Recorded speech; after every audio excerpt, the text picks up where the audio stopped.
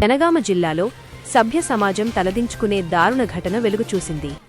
వయసు పైబడిన వృద్ధురాలనే విచక్షణ కూడా లేకుండా ఓ ఉన్మాది రెచ్చిపోయాడు.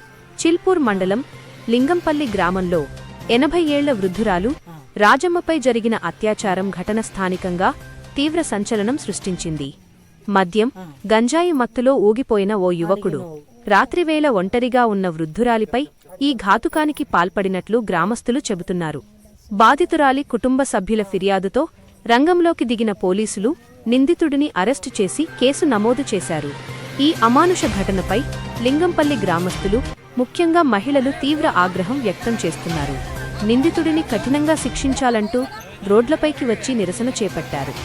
భవిష్యత్తులో ఇలాంటి ఘటనలు పునరావృతం కాకుండా ఉండాలంటే నిందితుడికి అత్యంత కఠినమైన శిక్ష విధించాలని, బాధితురాలి కుటుంబానికి తక్షణమే న్యాయం చేయాలని గ్రామస్తులు డిమాండ్ చేస్తున్నారు.